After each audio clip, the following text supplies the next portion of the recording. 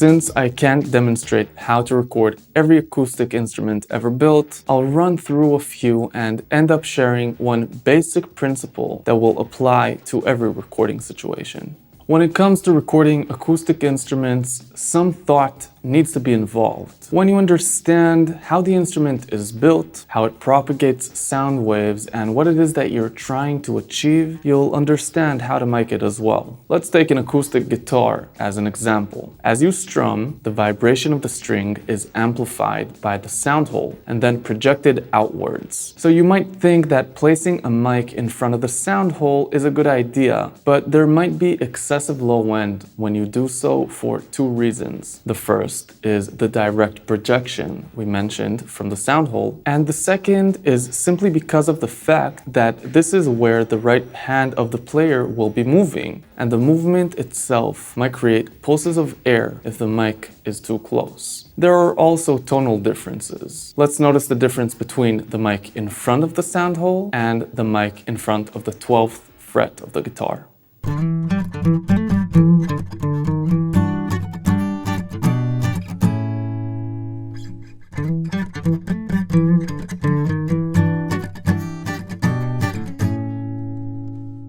The mic in front of the sound hole might come across as fuller when it's soloed, but in a mix you'll end up cutting all the low end quite aggressively. Micing an acoustic guitar around the 12th fret is a very common practice, and you can also change the angle of the mic to be off-axis and point to the sound hole if you want more weight to your source.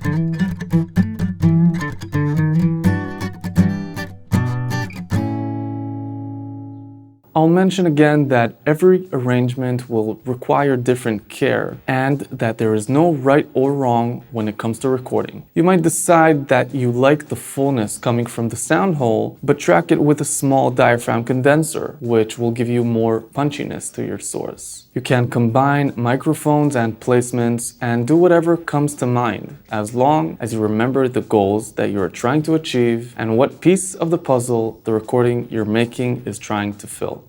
When it comes to recording instruments that are big and have sound propagating in a significant distance, you might want to consider stereo miking techniques. A piano is a good example since its width is around 150 centimeters, which is around 5 feet. You can use a spaced pair technique and have one mic facing the low strings and the other facing the high strings.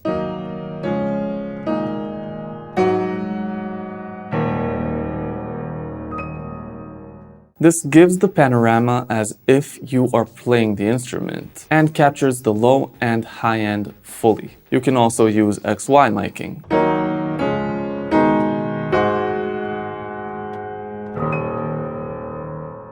This isn't as natural sounding as the spaced pair and does not capture the instrument's low and high extremes, but it has more punch and can suit a production perfectly. You can also mono mic a piano if you think it's appropriate for the track.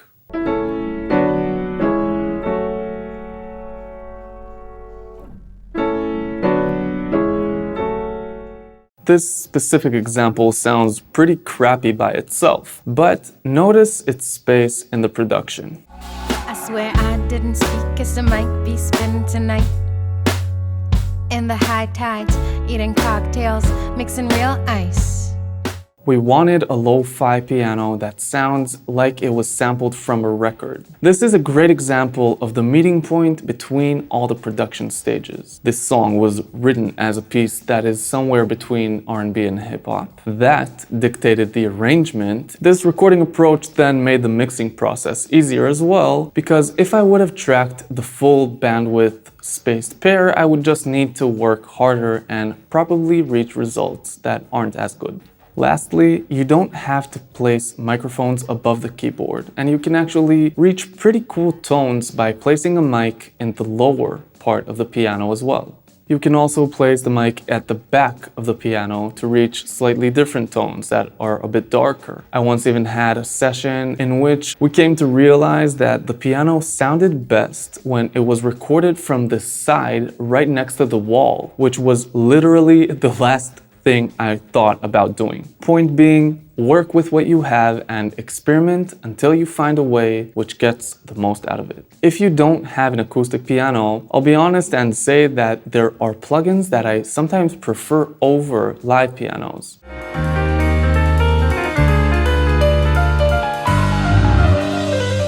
There was a baby grand piano at the studio, but its timbre didn't suit the style that we were going for. So we ended up using a plugin called Keyscape and used the Nord keyboard as the MIDI controller. This sounds great, and if you're in a home studio, don't be shy to record a virtual piano or Rhodes by MIDI and then rendering it to audio after you're done recording. Single bowed instruments like solo violins, cellos, and double basses are usually recorded with condenser microphones that are pointed somewhere around the F-hole of the instrument. String sections can be tracked with any of the stereo miking techniques we talked about, and again, you should choose the microphones and distance according to the energy and character that the track dictates. Here's a string quartet recorded with a pair of omnidirectional small diaphragm condensers placed 70 centimeters apart in a spaced pair configuration.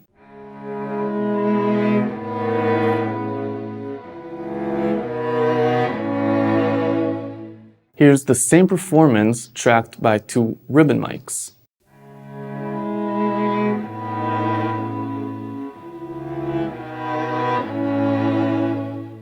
You can notice the high frequency roll-off that comes with ribbon microphones that we have already mentioned. Here's a cello recorded with a large diaphragm cardioid condenser placed approximately 1 meter away from the F-hole.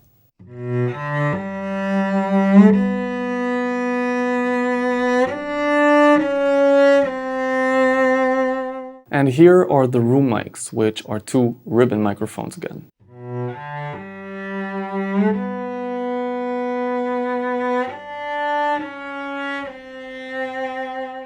Saxophones and trumpets can be recorded with any of the microphone types, but most commonly will either have a dynamic microphone or a large diaphragm condenser mic. If a section is recorded, additional room mics can be used as well. The close mics give definition, but you can give them up if you feel the section sounds good when it's tracked together. Let's listen to the close mics on a trumpet and saxophone that were tracked with 421 dynamic mics.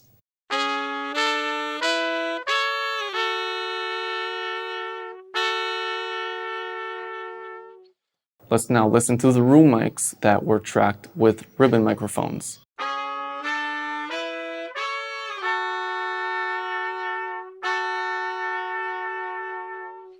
Clarinets and other woodwinds are recorded with condenser microphones usually, placed around 30 centimeters or a foot away. Usually the mics are pointed at the lower joint of the instrument.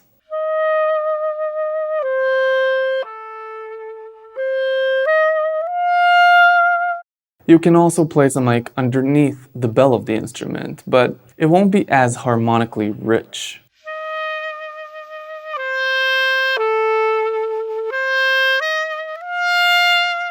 If you find this helps the instrument pop out in the mix, go ahead and use it. Finally, percussion. As usual, the mic choices will be dictated by the source and the result you're looking for. I find myself using dynamic mics when the part they play is very loud, and I tend to use condensers when the instrument plays gentle parts, and their place in the mix requires finer details. For example,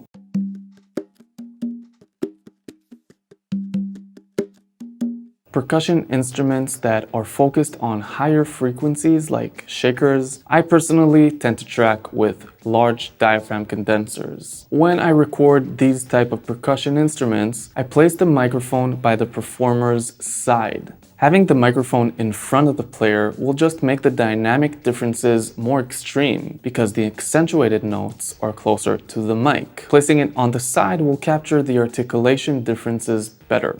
I want to sum everything up with this basic guideline. Although recording is a very weird and unnatural process, in the end of the day, you are recording an instrument. And the best place to start with will be where the instrument sounds best. So before you place the microphone, make sure the instrument sounds great, and then wander around the instrument and notice where it projects the timbres that you would like to track. This will be your starting point. Record a piece of audio and then refine the placement if you feel there is a need. Slight movements closer or further away from the source might have a dramatic effect on the dynamics and tone that the microphone will track, especially if you're close miking. So the process will start by placing the instrument where it sounds good in the room, then placing the mic where it sounds good on the instrument, and then setting the preamp's gain to sound good on the incoming audio.